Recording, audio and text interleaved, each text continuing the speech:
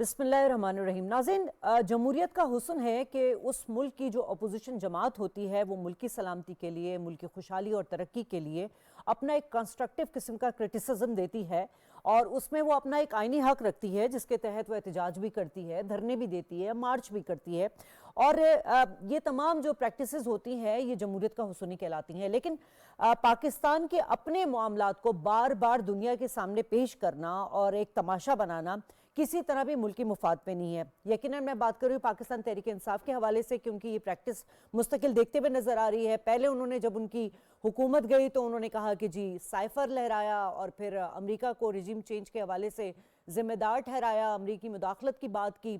उसके बाद उन्होंने फिर यू टर्न लिया और उसके बाद उन्होंने हुकूमत, जो मौजूदा हुकूमत है, उसको कहा कि एक कठपुतली हुकूमत है। साथ साथ उन्होंने अपनी हुकूमत गिरने के हवाले से जो है वो अफवाज पाकिस्तान के जो आला अफसरान थे उनको भी ब्लेम दिया। ये तमाम चीज़ें हमें नज़र आई और इस वजह से ही जो है पाकिस्तान तहरीक इंसाफ जो है वो तनकीद का सामना भी करती रही है।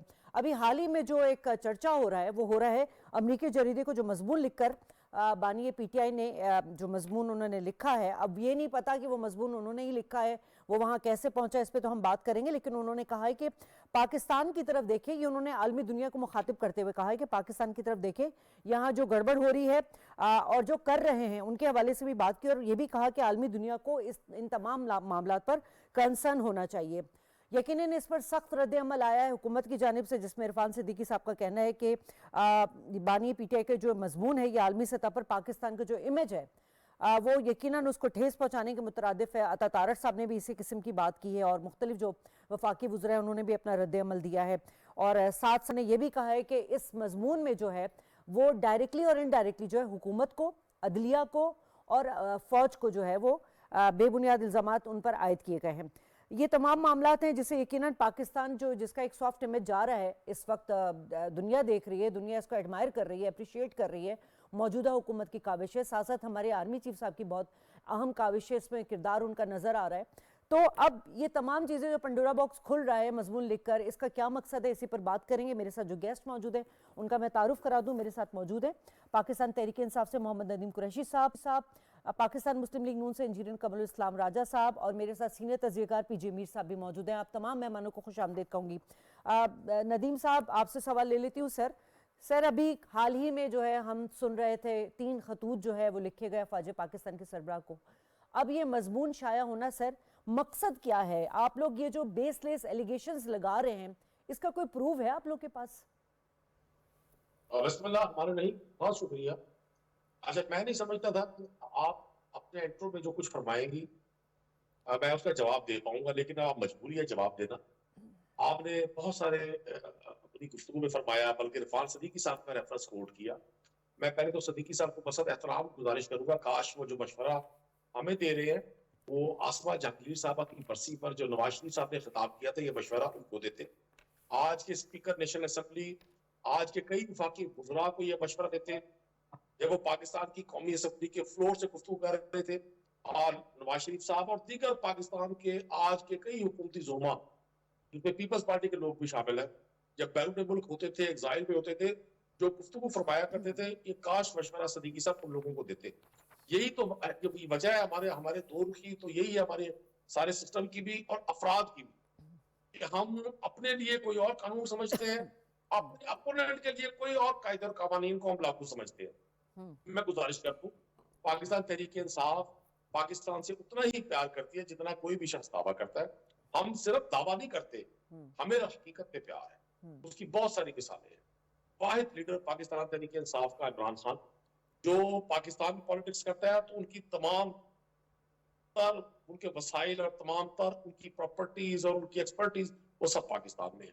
उनके बैरून मुल्क कोई असासे नहीं है। बहुत बड़ा एक ये समझ ले जवाब है उन लोगों के लिए जो पाकिस्तान के हमदर्द तो बनते हैं लेकिन अपनी इन्वेस्टमेंट्स वो बैरून मुल्क करते हैं। वो पनामा हो, वो दुबई हो, वो यूएई हो, वो यूके हो, वो अमेरिका हो और दुनिया के दीगर तमाम मुमालिक। और आज शाजिया हम जिस दौर में जिंदा है ना, दुनिया एक ग्लोबल विलेज है। ये मुमकिन नहीं है कि पाकिस्तान जैसे अहम मुल्क में कोई एक्टिविटी हो रही हो और दुनिया की उस पर नजर ना हो। पाकिस्तान के मौजूदा हुक्मरानों के हवाले से आलमी राय अमा सबको पता है। ठीक है, हम टेलीविजन स्क्रीन पर बैठकर हमारी मजबूरी है, हमने ये कहना है, हमसे मुराद आपने और बहुत सारे उन लोगों ने जो हुकूमत के बई खा हैं, ये हुकूमत बड़ी अच्छी कारकर्दगी दिखा रही है। मैं नहीं समझता पाकिस्तान को जितना डैमेज इस हुकूमत ने किया, तारीख में इसकी मिसाल नहीं मिलती। वो क्या वजह है, अगर ये हुक्मरान इतने ही पॉपुलर है और इनको इतना ही फेम है, तो इनको ये पीका एक्ट लाने की, डेफिमेशन लॉ लाने की, ये जुबान बंदी की, लोगों को प्रोग्राम से, चैनल से, इदारों से निकलवाने की क्या जरूरत है। और मैं अपनी गुफ्तगू का मरकज सिर्फ हुकूमत रखूंगा। मैं सियासी वर्कर हूँ, मैं सियासतदानों से ही मुखातिब रहूंगा। मुझे बिल्कुल कोई वो जरूरी नहीं मैं समझता कि हम किसी इदारे को इन्वॉल्व करें। हमारे सामने फ्रंट पे पीएमएलएन और पीपल्स पार्टी की जॉइंट गवर्नमेंट है, जो पाकिस्तान के अवाम के वोटों से मुंतखब नहीं हुई। ये मैं नहीं कह रहा, ये गवर्नर पंजाब कह रहे हैं, ये पीपल्स पार्टी के चेयरमैन बिलावल जरदारी साहब कह रहे हैं, ये पीपल्स पार्टी के सीनियर रहनुमा कमर जमान कारा कह रहे हैं, ये पीपल्स पार्टी के बेशतर लीडर्स अपनी निजी गुफ्तगू में टेलीविजन पे और नेशनल असेंबली और प्रोविंशियल असेंबली के फ्लोर्स पे कह चुके हैं। ये मैं नहीं कह रहा। तो जहां हुकूमती इत्तेहादी हुकूमत की उसकी अथॉरिटी को ना मानते हो, वो कहते हो कि ये पाकिस्तान की आवाम से मुंतखब होकर नहीं आए, तो वहां हम जो मर्जी भाषण देते रहे, हम जो मर्जी इसको रंग देते रहे, हुकूमत को जब तक अवाम मुंतखब नहीं करते जमहूरियत में, वो हुकूमतें नहीं होती। ठीक है वो सर, वाकई होती है। नदीम साहब आपका पॉइंट आ गया। कमर साहब, पीटीआई के दौरे हुकूमत में 38% महंगाई थी, अब 4% रह गई है। पॉलिसी रेट 23% तक कम होकर 12 पर आ गया है। स्टॉक एक्सचेंज ने आलमी रिकॉर्ड बनाया है, दूसरी बड़ी मार्केट बन गई है पाकिस्तान की। उस वक्त पीटीआई के दौर में 42,000 थी, अब यकीनन 1,15,000 से ज़ायद जो है नफसियाती जो हद जो है वो पार कर चुकी है। खारजा पॉलिसी जो है तन्हाई का शिकार था, अब सऊदी अब रेकॉर्डिक में $1 मिलियन जो है वो दे रहा है। साथ साथ आज़रबाईजान ने $2 अरब इन्वेस्टमेंट की बात की, उज़्बेकिस्तान कर रहा है, वर्ल्ड बैंक कर रहा है। लेकिन सर, आप पाकिस्तान तहरीक इंसाफ के इस इल्ज़ाम को किस तरह डिफेंड करेंगे कि जी सबसे बैड गवर्नेंस पूरी तारीख में इस वक्त हो रही है आपकी हुकूमत में? देखें, ये तो आदी हैं।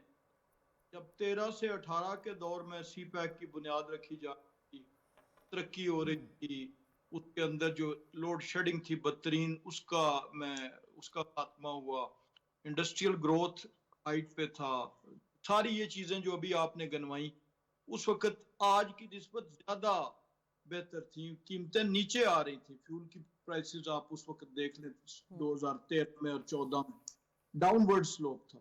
तब भी ये यही कहते थे। अब जो आदतन इस किस्म की चीजें, और ये इस दफा एक इजाफा हुआ है। पहले ये तनकीद एटलीस्ट जो है वो मुल्क के अंदर मुल्की प्लेटफॉर्म्स पे होती थी। ये जितने झूठ थे, प्रोपेगेंडा थे, इल्जामात यहाँ पे होते थे।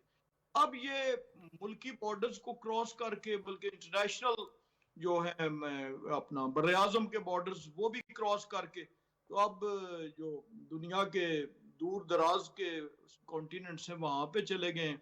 अब आप देखें कि एक तरफ इल्जाम ये लगता है कि जी हमें बात नहीं करने दी जा रही, हमारी मुलाकात नहीं हो रही, हम जो अंदरूनी मामलात में मज़ाक़ात पसंद हो रहे थे जिन्हें वो कॉल ऑफ किया गया, तो हम अब मशावरत नहीं कर सकते अपनी क्लोज जो कैबिनेट है, जो अपने क्लोज साथी हैं, पार्टी की लीडरशिप है।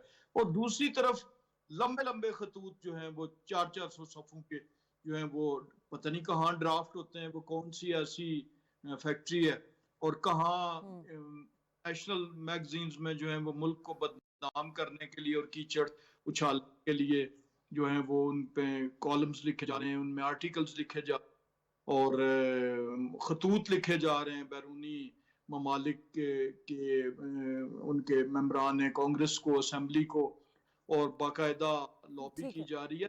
ये नहीं पता कि ये कहाँ पे ड्राफ्टिंग होती है। तो इन्हीं चीजों उस झूठ का और प्रोपेगेंडे का अंदाजा। ठीक है पीजे मीर साहब, यकीनन हम जो जिस टॉपिक पे बात कर रहे हैं वो आपको भी समझ में आ गया होगा। अब इस वक्त जो बानिए पीटीआई की स्ट्रैटेजी को, जो करंट स्ट्रैटेजी है, उसकी क्या अचीवमेंट नजर आ रही है आपको? पहले उन्होंने खतूत लिख दिए 3 दफा, उसके बाद साबिक सदर आरिफ अलवी साहब जो थे वो वहाँ पर गए और वहाँ पर उन्होंने इंटरव्यू में भी बड़ी पाकिस्तान मुखालिफ बातें की हैं और एक लॉबिंग चलाई है। इस वक्त ये मजमून शाया करना, ये सब आपको क्या नजर आ रहा है? इसके मकासद क्या हैं? देखिए, ये हमने पहले भी देखा है लीडरशिप को। अमेरिका चली जाती थी अपना हमारी लीडरशिप और जाके अपना आप कह लो कि लॉबिंग करते थे कि इनको निकालें, इसको रखें, ये करें। तो ये एक जो अपोजिशन में होता है उसका काम एक ओपिनियन होती है और इस ओपिनियन के अंदर वो हर बार इस्तेमाल करते हैं एज लॉन्ग वो आपके स्टेट को हर्ट ना करें। आपका हक बनता है, अगर तो हम डेमोक्रेसी की बात करते हैं तो वो आपका हक बनता है, आप बिल्कुल डेमोक्रेटिक तरीके के साथ आप एहतजाज भी करते हैं, आप असेंबली को भी यूज करते हैं, सेनेट को भी करते हैं, लेकिन अनफॉर्चुनेटली हमने वो रास्ता इख्तियार नहीं किया है बिकॉज ऑफ आवर सिस्टम। हमारा सिस्टम इतना डैमेज हो गया हुआ है over a period of years. आज की गवर्नमेंट को छोड़ दें आप, over a period of years इतना खराब हो गया है कि इसकी रिकवरी जो है बड़ी स्लो रिकवरी है। और जब तक हम सारे मिलकर इसको ठीक नहीं करेंगे, मैं आपको बता रहा हूं कि हम इसी रोड टू डिजास्टर चलेंगे आगे। ये बहुत हमने पॉलिटिकल विक्टिमाइजेशन की है, हर एक की है। मैं बार बार रिपीट करता हूं, आपने नवाज शरीफ की कितनी विक्टिमाइजेशन की है, आपने शहबाज शरीफ की है, आपने जरदारी की है, आपने बेनजीर की है, आज आप इमरान की कर रहे हैं। हमने तो हर एक की विक्टिमाइजेशन की है। तो अगर तो हमने ये रूट लेना है तो फिर ना हमारा मुल्क तरक्की करेगा एटलीस्ट पॉलिटिकली, और फिर साथ साथ ये होगा कि हम जिन जिन बड़े बड़े मंसूबों की बात करते हैं वो मंसूबे पर थोड़ी देर चलते हैं और उसके बाद वो कहते हैं उन पर डैम्पर लग जाता है और वो आगे नहीं होते। तो इसका नुकसान किसका होता है? अवाम का। तो गवर्नमेंट जो होती है, इनकम्बेंट गवर्नमेंट और ऑपोजिशन, अगर तो इन दोनों ने मिलकर लोगों का ख्याल करना है तो they have to sit and work for the betterment of the people of Pakistan. अगर आपस में ही अगर आपकी नहीं बनेगी तो फिर इन लोगों को क्या बनेगा? मुझे बता दो आप। इसका अगर जवाब है किसी के पास तो मुझे जवाब दे दें। हमने 2-2 फुट पीछे हटना है और एक दूसरे से प्यार से मुखातिब होना है। अगर तो आपने वही एटीट्यूड लेना है जो जुमे को हमने व्हाइट हाउस में देखा है, तो इस तरह काम नहीं चलता, ना चलेगा। पूरी दुनिया खिलाफ होगी उसके, पूरी दुनिया। तो ये अगर आप एक गलत स्टेप लेते हैं तो आपके खिलाफ ऑटोमेटिकली एक रिएक्शन आ जाता है। तो हमने अपने आप को ठीक करना है, बड़ी रिफॉर्म्स की जरूरत है, और ये रिफॉर्म्स जब तक हम नहीं लेके आएंगे, और हमारे जो ऑनरेबल कोर्ट्स हैं, हमने अपने ऑनरेबल कोर्ट्स को भी ये कहना है, खुदा के लिए गिव जस्टिस। कोई भी हो, it doesn't matter, A B C, जो भी हो उसको इंसाफ आप ईमानदारी के साथ दें। अगर क्योंकि आपने देख लिया 6 जजेस के लेटर्स भी देख लिए आपने बाकियों का भी देख लिया, आपने जस्टिस नसीम हसन शाह के बाद में उनके जो स्टेटमेंट्स आए, बल्कि उन्होंने तो मेरे इंटरव्यू में एक कहा था कि हमसे गलती हो गई, हमने अपनी जानें भी बचानी है एंड ऑल दैट। तो द क्वेश्चन इज, जाने छोड़ दें, आपके हाथ में तराजू है और आपने इस मुल्क को तराजू को बैलेंस लेके चलना है, किसी की तरफ टिल्ट नहीं करना। जहां आपने टिल्ट कर दिया तो वहां वो आदमी चला गया था ना यहाँ से कह के, फिर अल्लाह ही हाफिज आपका। तो please look after the interest of PJ Mir साहब, आपने तो मर्ज भी की तशखीस भी कर दी और इलाज भी बता दिया है। नदीम साहब, ये बड़ी बेहतरीन बात की। बात वही आ जाती है कि देखिए, पाकिस्तान के जो इंटरनल मामलात हैं वो पाकिस्तान के अपने अंदर बैठ के रिजॉल्व होने चाहिए। आप लोग के जो भी ग्रीवेंसेज हैं, आपके पास पार्लियामेंट का एक फोरम मौजूद है, आप लोग पार्लियामेंट्री सुपरमेसी की तो बात करते हैं, मगर वहाँ आने के बजाय आप लोग सड़कों पर भी आते हैं, आप लोग मजमून भी लिख रहे हैं अमरीकी जरीदे में, आप लोग वहाँ जाके लॉबिंग भी कर रहे हैं। सर, क्या अमेरिका ने कभी अपने इंटरनल मामलात में पाकिस्तान को कहा है कि जी आए देखिए इस मैटर को सॉल्व करें? देखिए, मैं गुजारिश करता हूँ आपसे, मज़ामीन लिखना ये एक इंटेलेक्ट एक एक्टिविटी है, अपनी राय का इजहार करना, दुनिया को आगाह करना। और सेकंड ये है, आज हम सोशल मीडिया के दौर में जिंदा हैं। ऐसा मुमकिन नहीं है कि हम किसी मुल्क के मामलात से बेखबर हो और दुनिया हमारे मामलात से बेखबर हो।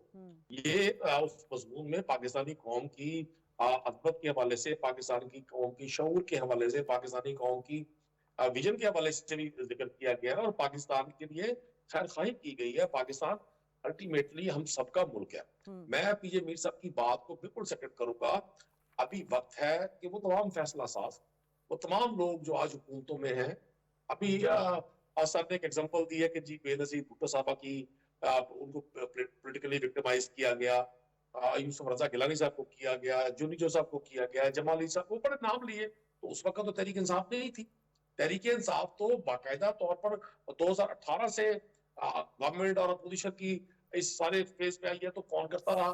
सर कौन लोग थे वो आपको जिन्होंने शायद याद होगा कि आपके दौरे हुकूमत में भी उस वक्त जो अपोजिशन जमात थी वो ये ब्लेम करती थी कि पाकिस्तान तहरीक इंसाफ जो है वो पॉलिटिकल विक्टिमाइजेशन पर उतर आई है हमारे साथ, नैब के केसेस और चीजों में जेल करवाना। सर ये तो सिलसिला चलता हुआ आ रहा है ना, फिर आप लोगों ने उस रिवायत को बरकरार रखा।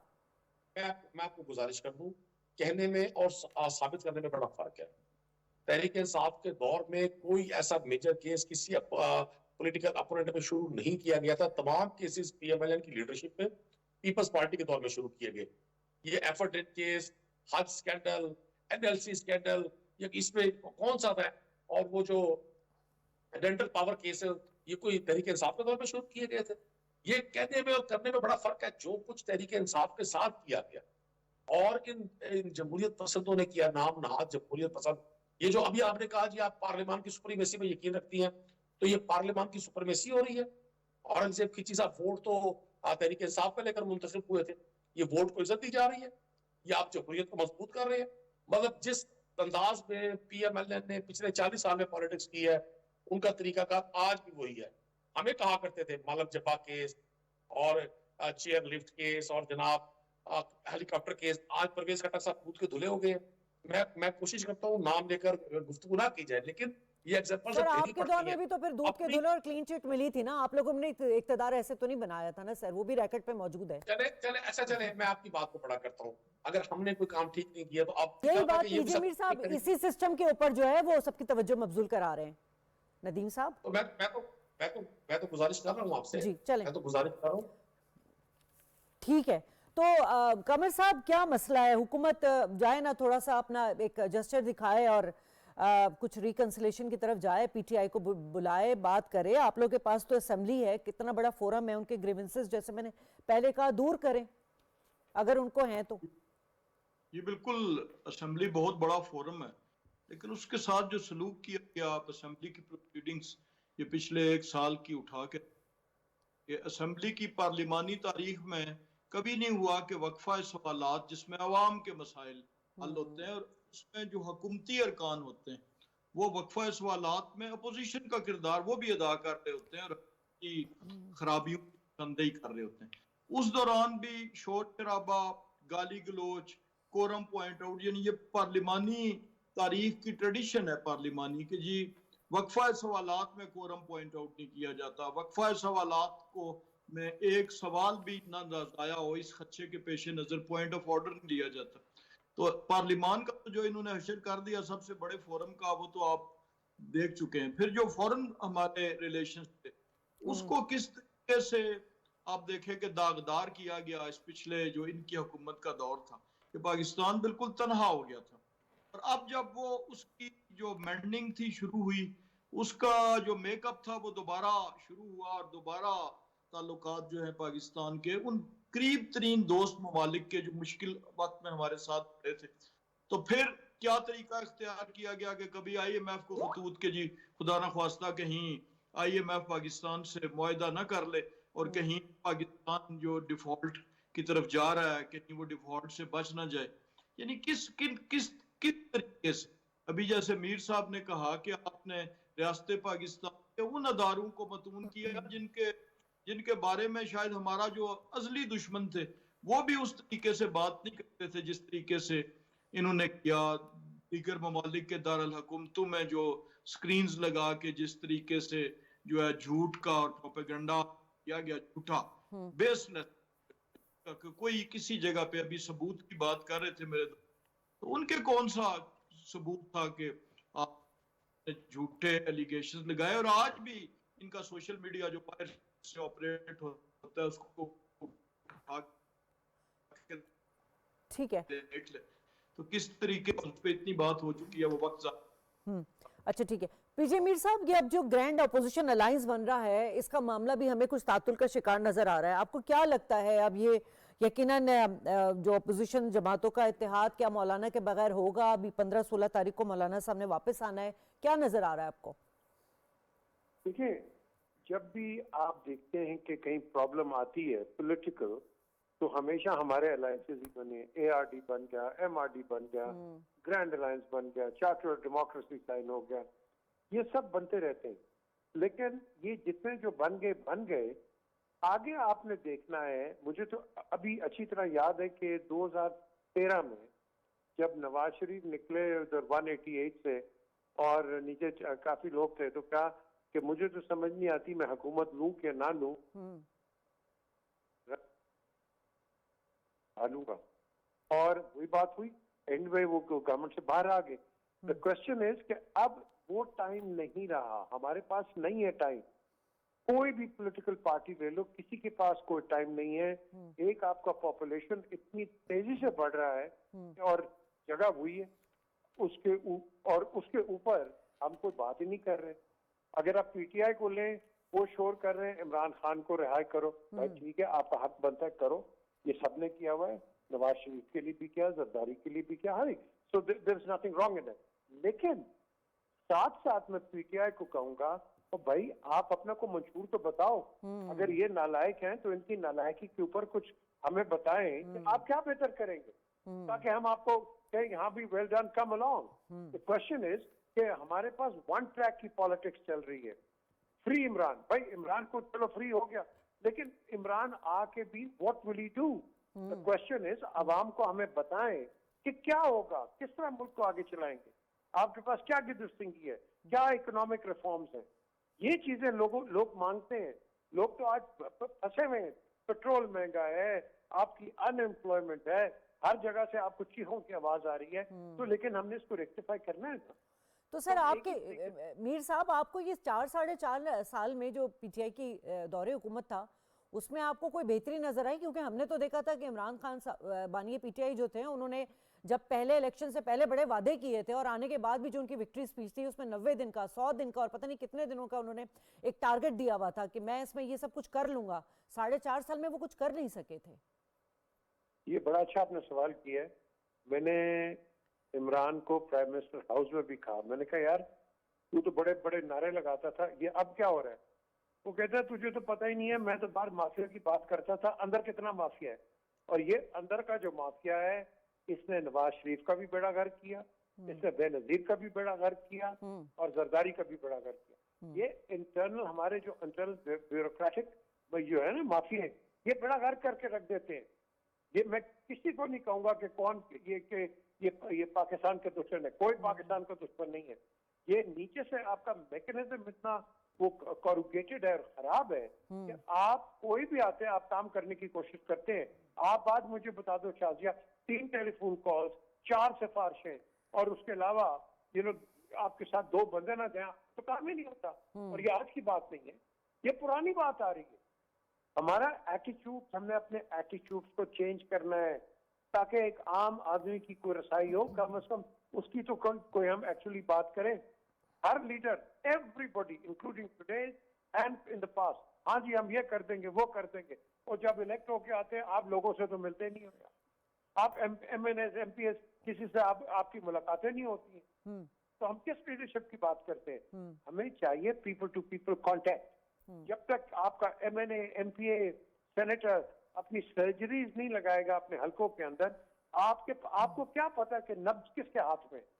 नब्ज तो इनके लीडर्स, ये जो पॉलिटिकल हमारे रिप्रेजेंटेटिव्स हैं, इनके हाथ में होनी चाहिए। And they should be going and telling the respective leaders कि जी ये हकीकत है और ये हकीकत नहीं है। लेकिन यहाँ किसी की जरूरत ही नहीं है बात। ठीक है नदीम साहब, जी सर, नदीम साहब, अब यकीनन हम वही बात आपसे पूछेंगे कि जी अब ये जो आप लोग अपोजिशन अलायंस बना रहे हैं, ग्रैंड अलायंस बना रहे हैं, आप लोग के पास प्लान क्या है? मतलब सिर्फ हुकूमत को गिराना है, नए इंतखाबात कराना है, उसके अलावा क्या प्लान है सर आप लोगों के पास?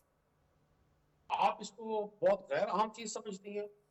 ये मुल्क 25 करोड़ की आबादी का मुल्क हो और वहां की अपनी अवाम वहां पर हुक्मरान ना हो, ये बड़ी ही अहम तरीन चीज है।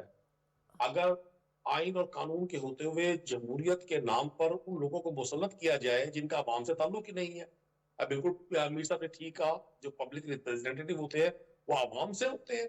ये कौन से लोग हैं जो आवाम से मुंतखब होकर आए?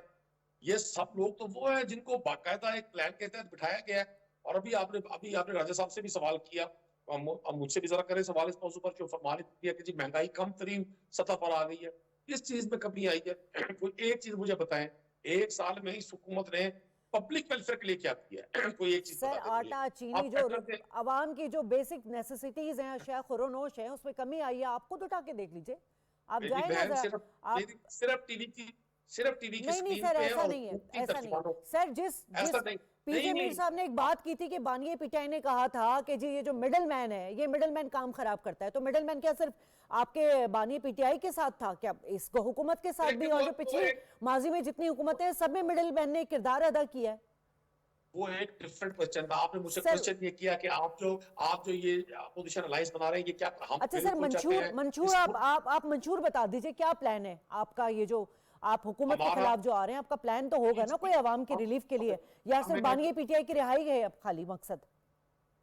देखिए, मैं गुजारिश आपसे करता हूँ, अबानी पीटीआई की रिहाई इंतहाई अहम है, लेकिन आज भी अगर लॉ पॉइंट पे उन्हें कोई शख्स रोक नहीं सकता, तो आज भी वो सियासी कैदी हैं, उन पे कोई क्रिमिनल चार्जेस नहीं है। चले वो चैप्टर दूसरा है। आप ये बता दें, आज आप टीवी की स्क्रीन पर बैठकर आपसे मुराद हुक्मरान अगर लोगों को मुतमईन करते हैं, आपको और मेरा जो सुनने वाला जो हमारा सामने है, उसको उसको चीनी 100 रुपए किलो मिल रही है, उसके लिए आटे का रेट कम हो गया है, उसके लिए पेट्रोल, बिजली, गैस की कीमतें 1100% बढ़ाया गैस। क्या बिजली के रेट्स 2018 में और आज में आपको कोई फर्क महसूस नहीं हो रहा? मुझे नहीं समझ आती ये किसको बेवकूफ बना रहे हैं, किसको कह रहे हैं मां सिवाय वेजिटेबल्स जिनकी कीमतों का ताल्लुक सप्लाई सर एंड डिमांड से होता है। किसी एक चीज में अगर कमी आई हो तो मुझे बता दें। सर कोई आप बच्चों लोगों की के बुक्स दौरे का हुकूमत में, हुकूमत आप लोगों के टैक्स दौरे हुकूमत में आईएमएफ के साथ जो आप लोगों ने एग्रीमेंट को खत्म किया था पॉलिटिकल माइलेज लेने के लिए, आप लोगों ने बिजली की कीमतें कम कर दी थी जबकि आईएमएफ के कंडीशंस में नहीं था, उसका कितना बड़ा खमियाजा भुगतना पड़ा है आगे? सर ये भी, इस पे भी एक डिबेट हो जाए फिर। अब ये दो बिल्कुल डिफरेंट चीजें नहीं हैं, सर, आपने अभी डिफरेंट गैस और बिजली की कीमतों की बात की तो मैं जवाब दे रही हूँ। पूछा, आपने मुझसे मौजूदा हुकूमत का पूछा, आपने खुद फरमाया, मैं आज शाम से देख रहा हूँ वजीर आजम पाकिस्तान खुशी का इजहार कर रहे हैं भाई पहला साल खत्म होने पर और बेपनाह महंगाई में कमी आ गई। मुझे तो समझ नहीं आया, इन बच्चों की बुक्स कम हो गई हैं, अच्छा सर, आपको हुकूमत, हो गई अच्छा है। चले हुकूमत के जो स्टैटिस्टिक्स हैं उस पे आपको यकीन नहीं है, लेकिन जो इंटरनेशनल जरीदे, जो मालियाती इदारे बात कर रहे हैं, फिच कर रहा है, ब्लूमबर्ग कर रहा है, उसका तो पाकिस्तान की हुकूमत से लेना देना नहीं है ना, वो तो एक रिपोर्ट बना रहा है। और आपको याद होगा सर कि अमरीकी जरीदे ने 2022 में आपकी हुकूमत के ऊपर बहुत सारे सवालात उठाए थे। उन्होंने ये भी कहा था कि कोई वजीर खजाना जो है वो टिक नहीं पा रहा है, बदइंतजामी और नाइली के सबब आईएमएफ के साथ मुआहदा टूटा गया है। ये तमाम चीजें आप लोगों की हुकूमत में अमरीकी जरीदे ने, जिसको आज आपके बानी पिटाई मजमून लिखकर मुखातिब कर रहे हैं, ये उसी अमरीकी जरीदे में मजमून आया था। आप चंद लम्हों के लिए, एक लहजे के लिए जरा महंगाई पे तो रहे हैं ना। आप ये जो एकदम अमेरिकन जरीदे पे चली गई हैं और एकदम हमारी गवर्नमेंट को मैं तो सर कंपैरिजन कर रही हूँ ना आपकी हुकूमत का और इस हुकूमत का, जो एक साल में हुकूमत अपनी अचीवमेंट दिखा रही है और आपके 4.5 साल की हुकूमत की अचीवमेंट थी, मैं उसका कंपैरिजन कर रही हूँ। मेरी मोहतरम बहन मेरी सुने, हमारी हुकूमत 4.5 साल थी जिसमें से 1.5 साल कोविड का था और मौजूदा हुक्मरानों को उतना ही अरसा हो गया है। चले सर, कमर साहब आखिरी कमेंट कर दें इनकी बातों का। सर नदीम साहब का।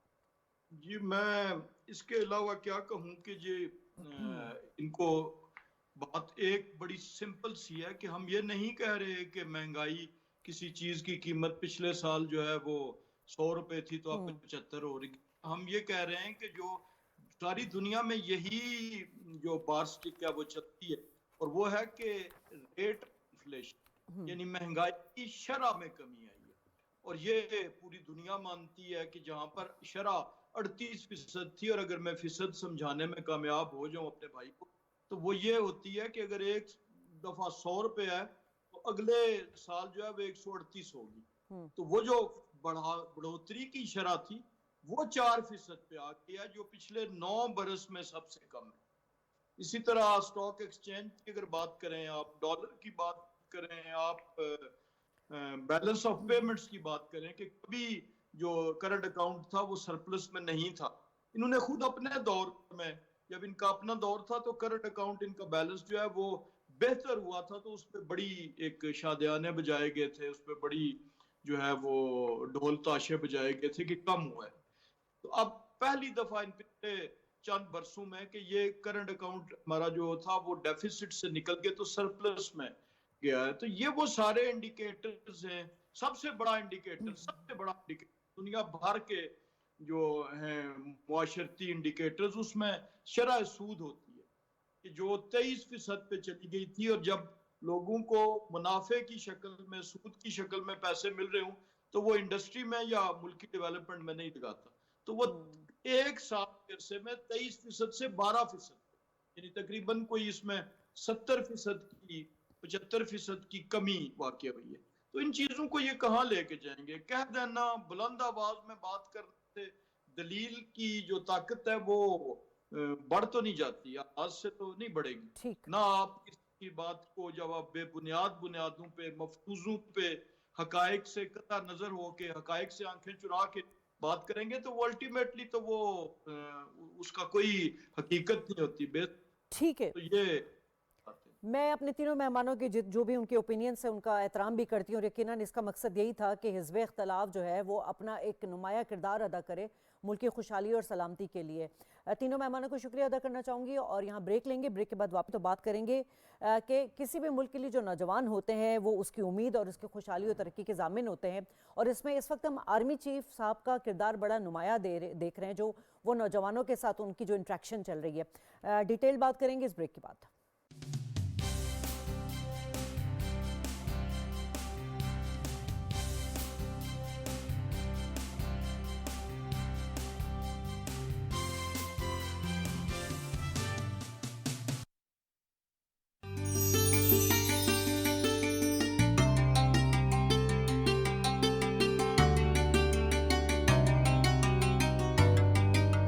इस रमजान मैं भी सारे रोजे रखूंगी इंशाल्लाह। तू निगहबान है मौला, बेआस चेहरों की आस बन के आ गया, रहमान का चुना हुआ खास बन के आ गया। देख रहा है खुदा, सुनी गई तेरी सदा, देख तेरे दर पे निगहबान है आ खड़ा। वज़ीर आला पंजाब मरियम नवाज शरीफ की जानिब से इस रमजान भी 30 अरब रुपए की खतीब रकम से PSER के शफाफ और मुस्तनद डेटा के मुताबिक कम आमदनी वाले 30 लाख घरानों के लिए फी खानदान 10,000 रुपए का निगहबान रमजान तोहफा उनकी दहलीज पर। निगहबान रमजान पैकेज के पे ऑर्डर आप अपने किसी भी बैंक अकाउंट में जमा करा सकते हैं। अगर आपका कोई बैंक अकाउंट नहीं तो आप अल्फा पे, HBL कनेक्ट और UBL ओमनी के 18,000 से ज्यादा मकामात पर बैंकिंग औकात के दौरान बगैर किसी फीस के अपनी रकूम फौरी वसूल कर सकते हैं। रकम की वसूली के लिए अपना पे ऑर्डर, असल शनाख्ती कार्ड और रजिस्टर्ड मोबाइल नंबर हमराह रखें। किसी भी एजेंट की जानिब से रकूम में कटौती की सूरत में 080002345 पर फौरी शिकायत दर्ज कराएं। इस रमजान भी हर घर में सजें खुशियों के दस्तरखान। निगहबान रमजान, आपका हक आपकी दहलीज पर।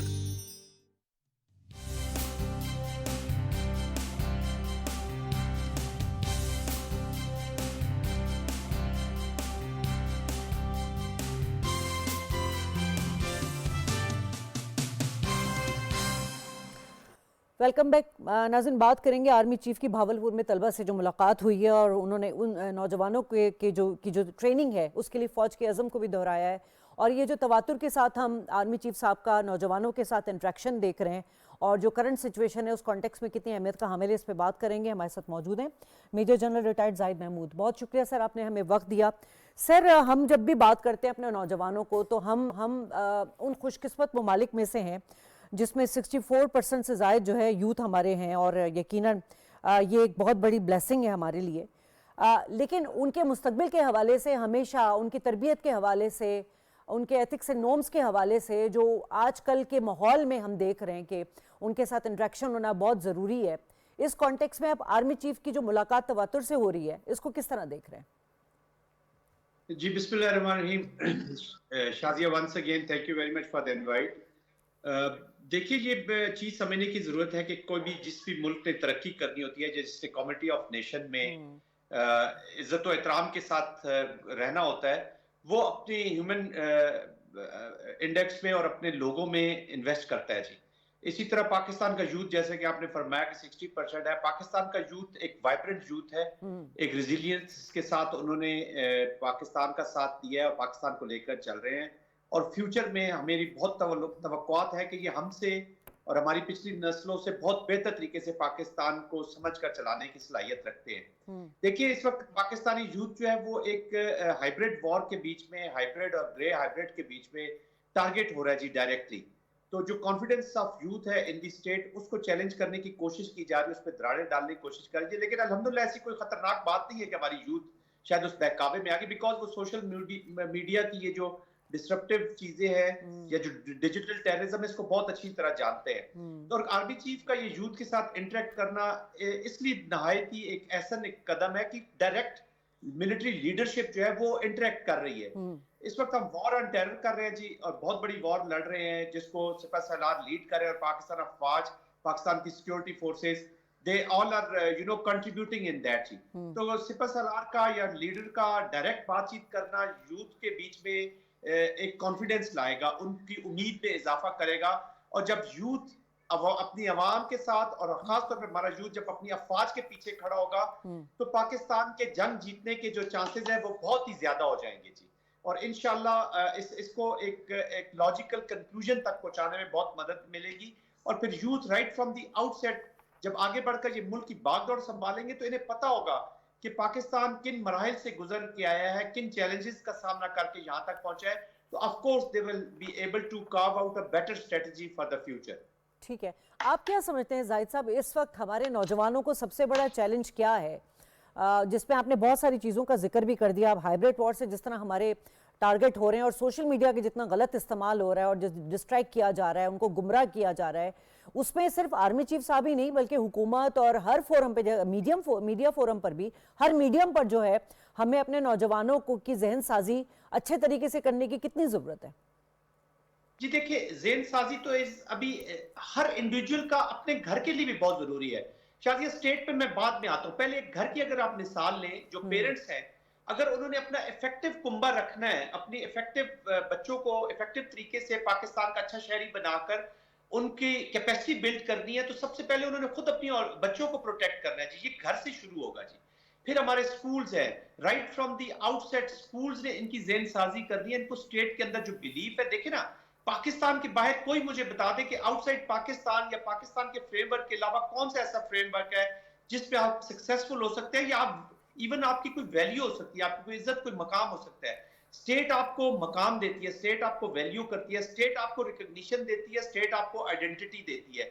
तो सबसे पहले तो मैं अपने बच्चों की आइडेंटिटी का मसला हल करूं, उनकी आइडेंटिटी को इंश्योर करूं थ्रू अ ब्यूटीफुल पाकिस्तान। और उनका और स्टेट का जो रिश्ता है, मैंने अपने घर से सीधा करना है, फिर स्कूल्स ने सीधा करना है, फिर आप अपने इदारों में जाते हैं और आगे बढ़ते हैं, और जो ऊपर आप हायरार्की में चले जाएंगे या सिस्टम में चले जाएंगे, सब ने उसका रोल अदा करना है। ये किसी के कहने से नहीं आएगा, ये स्टेट को समझने की जरूरत है। हमारी प्रॉब्लम ये है कि हमारे कुछ नादान लोग जो है वो अपनी सिर्फ पॉलिटिक्स के लिए या अपने लिमिटेड गेन्स के लिए वो पूरी की पूरी स्टेट को दाव पे लगा देते हैं। मैं पीस और वॉर, जब मिलिट्री की पॉइंट ऑफ व्यू से अगर बात करूं, तो पीस और वॉर दोनों का स्ट्रक्चर जो है वो एक ही चीज के ऊपर बेस किया होता है जी। वो है अवाम का और फौज का मिलाप, नौजवानों का और फौज का मिलाप, अफवाज का मिलाप, सिक्योरिटी फोर्सेस का मिलाप। अगर वो ठीक रहेगा तो पाकिस्तान में अमन भी रहेगा, पाकिस्तान वॉर भी जीतेगा। और जब हमारा अमन बहाल हो जाएगा, वॉर जीतेगा, तो उस पर हमने सब ने प्रोग्रेस करना है। वॉर कौमों की अमानत होता है जी, और ये हर कौम के हर फर्द ने लड़ना होता है। ये किसी एक स्पेसिफिक इदारे का या कुछ लोगों का काम नहीं है, ये हम सब ने लड़ना है। तो इसलिए मैं कहता हूँ कि घर से लेकर जहां तक हम ऊपर टॉप पे जाते हैं, हम सब ने अपना रोल इसमें अदा करना है। बड़ी इंपॉर्टेंट बात की आपने, और आर्मी चीफ साहब ने इसी कॉन्टेक्स्ट में ये बात की है कि हमें कभी भी अपने अकीदे इस्लाम और जो माशरती इक़दार उनको नहीं भूलना चाहिए। तो क्या आज के दौर में इन बातों को समझने के लिए आपने कहा कि हमें अपने घर से जो है वो उसका आगाज़ करना चाहिए? इसके अलावा जो और मतलब हम समझ रहे हैं इस वक्त जो पॉलिटिकल इनस्टेबिलिटी है, उसमें भी हम देख रहे हैं कि पॉलिटिकल माइलेज लेने के लिए जो है वो नौजवानों को टारगेट किया जा रहा है। ये कितना बड़ा खतरनाक साइन है ये? देखिए, मैं इसको कहता हूं कि this can not be a home grown phenomena जी। ये एप्लीकेशन का फिनोमेना तो हो सकता है, पाकिस्तान की एनिमिकल फोर्सेस का फिनोमेना तो हो सकता है, और उसमें कुछ लोग बाय डिजाइन और कुछ लोग अनजाने में, उनको शायद पता भी नहीं चलता। देखिए शायद एक चीज समझने की जरूरत है, जो हाइब्रिड वॉर है जी, इसका सबसे बड़ी समझने की जरूरत तो ये है कि ये जब इसकी एप्लीकेशन हो जाती है तो तब आपको पता चलता है कि आप विक्टिम हो चुके हैं जी। जैसे एक पुरस्कार बीमारी आपको हो चुकी होती है, लेकिन आपको 6-7 साल 8 साल के बाद पता चलता है कि आप बीमार हैं, और उस वक्त तक वो ऐसी स्टेज पे पहुंच चुकी होती है जहां से आप क्योर नहीं कर सकते। तो ये हाइब्रिड इज लाइक दैट, ये खामोशी से आपको अंदर से खत्म करती रहती है और आपको पता नहीं चला, अनविटिंगली आप उसका निशाना बन जाते हैं। तो यही सोशल मीडिया पे हो रहा है जी, यहीं से रिक्रूटमेंट होती है लोगों की, यहीं से पाकिस्तान के खिलाफ रेडिकलाइजेशन जहां से फैल रही है जी, एक्सट्रीमिज्म यहां से फैलाया जाता है, इसी तरह बच्चों को टारगेट किया जाता है। तो जो तो अनविटिंगली हो रहे हैं उनका तो चले, उनको समझ आती है कि यार वो अपने लैक ऑफ नॉलेज की वजह से एनालिटिकल नहीं है, इमोशनल ज्यादा है वो तो, लेकिन जो बाय डिजाइन कर रहे हैं, आई थिंक स्टेट को बड़ा सीरियसली इन लोगों को लेना होगा, क्योंकि फ्यूचर का ये हाइब्रिड वॉर में अगर हमने प्रोटेक्ट करना है तो हर पाकिस्तानी को हमने प्रोटेक्ट करना है, क्योंकि every citizen of the state, her Pakistani centre of gravity है इस वॉर का, और वही टारगेट है। तो protection of centre of gravity किसी भी मुल्क की बिग स्ट्रेटजी होती है जी, उसको होल ऑफ नेशन अप्रोच के तहत ही हम मुकम्मल कर सकते हैं। ठीक है जाहिद साहब, आपने बड़ी अच्छी बात की। ये आर्मी चीफ साहब भी बार बार ये बात कर चुके हैं कि जो डिजिटल दहशतगर्दी है, वो जो नॉर्मल दहशतगर्दी की उसमें तो एक दुश्मन आपके सामने खड़ा होता है, डिजिटल दहशतगर्दी बहुत ज़्यादा जो है वो खतरनाक साबित हो रही है। सर इसके अलावा अगर हम बात करें, हमारे नौजवान के बड़े मसाइल हैं, उन मसाइल को एड्रेस करने के लिए यकीनन एक आपको फोकस के साथ जो है उनके मसाइल के हल के लिए इकदाम करने होंगे। स्किल्स डेवलपमेंट के लिए भी हुकूमत को बहुत सारे इकदाम करने चाहिए, कर भी रहे हैं, लेकिन इसमें प्राइवेट सेक्टर का भी बहुत बड़ा रोल होना चाहिए और हो भी रहा है। जी बिल्कुल, देखिए पाकिस्तान अनफॉर्चुनेटली हमारी जो इकोनॉमिक कंडीशंस है वो इतनी इंकरेजिंग नहीं है जी, और ये थोड़ा सा टाइम लगेगा इसको उस एक आइडियल वेलफेयर स्टेट बनने में जी। उसके बीच पे देखिए हम जो कुछ भी आज है, जिस कैपेसिटी में भी है, जो पब्लिक प्राइवेट पार्टनरशिप की हम जो बात करते हैं, हमें उसमें कंट्रीब्यूट इसी पाकिस्तान से करना चाहिए, क्योंकि हमारी जो अचीवमेंट्स हैं या हमारा जो हमने मकाम चाहे अपने इकोनॉमिक फील्ड में किया है या किसी भी प्रोग्रेस की है, वो इसी विद इन द स्टेट की है जी। और पाकिस्तान मेरे ख्याल में सबसे कम टैक्स लगाता है अपने लोगों के ऊपर, सबसे कम बर्डन डालने की कोशिश करते हैं। आप किसी भी मॉडर्न से मॉडर्न वर्ल्ड में चले जाएं जी, आप वेस्ट में चले जाएं, आपकी 60-70% सैलरीज तो आपकी वैसी टैक्स में चली जाती है जी। For every second of your life you are paying something जी, लेकिन पाकिस्तान में ऐसा नहीं है। तो जो लोग साहिब हैसियत है वो प्राइवेट पब्लिक पार्टनरशिप में जाएं, जब लोगों की कैपेसिटी बिल्ड करेंगे, जैसे आप अपने घर में अपने बच्चों की कैपेसिटी बिल्ड करते हैं, आप उनको चीजें देने की कोशिश करते हैं कि कितनी कैपेसिटी को खुद अर्न कर सके। तो हमने यूथ को एक एंगेज करना है, अगर रेडिकलाइजेशन से बचाना है, अगर पाकिस्तानी यूथ को आपने ये सोशल डिसरप्टिव मूवमेंट जिस तरह की चल रही है, या सोशल मीडिया के ऊपर जो डिजिटल टेररिज्म हो रहा है, दहशतगर्दी से बचाना है, तो आपको उनको मसरूफ करना होगा, उनके लिए जॉब अपॉर्चुनिटीज क्रिएट करनी होगी। और ये सब एक और जाहिद साहब एक और बहुत बड़ा चैलेंज है, क्योंकि अब दुनिया जो है डिजिटल वर्ल्ड की हम बात करते हैं, डिजिटल इकोनॉमी की हम बात कर रहे हैं, और हम चाहते हैं कि हमारे जो बच्चे हैं मुस्तकबिल के मेहमान जो हैं वो यकीनन ये जो अब जितने भी एडवांस जो टेक्नोलॉजी है उसका इस्तेमाल करें, लेकिन दूसरी तरफ हमें चैलेंज वही है डिजिटल टेररिज्म का है, जिसके लिए हुकूमती इकदाम भी हम देख रहे हैं, जिससे हमारी डिजिटल इकोनॉमी बहुत ज़्यादा जो है वो मुतासर भी हो रही है। ऐसे वक्त में हमें अपने, क्योंकि आप खुद भी एज अ मॉडरेटर जाते रहते हैं यूनिवर्सिटीज़ में, कॉलेजेस में, किस तरह हम अपने नौजवानों का एतमाद मिलें? जी देखिए, असल चीज़ ये है कि ट्रांसपेरेंसी और जो हम कवानीन भी बनाए, टू बी वेरी ऑनेस्ट, उनको उन्हीं कामों के लिए यूज करें जिसके लिए हम कवानीन बना रहे हैं, ट्रांसपेरेंसी के साथ आगे लेके चले। और देखिए थोड़ा सा हमें अपनी ये जो मूवमेंट है ना, जो हम कवानीन बना लेते हैं, लेकिन हम जो परपेट्रेटर्स हैं या जो लोग कसूरवार हैं उनको पकड़ के लॉफेयर के नीचे सही ट्राई नहीं करते जी, उससे फियर नहीं क्रिएट हो रहा अनफॉर्चुनेटली। देखिए ना, लॉ के दोनों stick and carrot both is in the laws. Law से आप उनको इंसेंटिव तो जरूर देते हैं, लेकिन लॉ का ये मतलब है कि आप करेक्शन भी अप्लाई करो, जितनी अर्ली करेक्शन अप्लाई होगी उतना फायदा पाकिस्तान को होगा। तो लॉफेयर के नीचे हमें लोगों को लाना होगा, जो बाय डिजाइन ये चीजें कर रहे हैं उनको सजाएं देनी होंगी, ताकि एक फियर इंस्टिल करना चाहिए अपने लोगों के दिलों में कि जी हम अगर गलती करेंगे तो हमें सजा मिलेगी उसकी। तो उसमें जब हम उसकी सजाएं, कानून तो हम बना लेते हैं, लेकिन हम सजाओं से झिझकते हैं जी, अपने पॉलिटिकल लॉस की वजह से और सोशल प्रेशर्स की वजह से, जो हमारा सोशल नॉर्म बन चुके हैं, तो उससे पूरे मुआशरे को नुकसान हो रहा है। देखिए ना, 100 में से 1-2 गंदी मछलियां होती हैं, उनकी वजह से आप 98% को क्यों नुकसान करना चाहते हैं? जो लॉ अबाइडिंग सिटीजंस हैं, स्टेट मस्ट प्रोटेक्ट देम।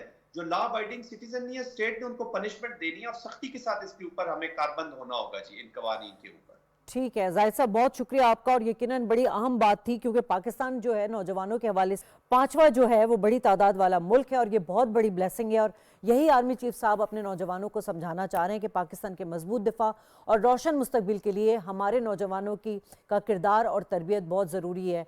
ज़रा नम हो तो ये मट्टी बड़ी जरखेज़ है। साकी प्रोग्राम से इजाज़त, अल्लाह निगहबान।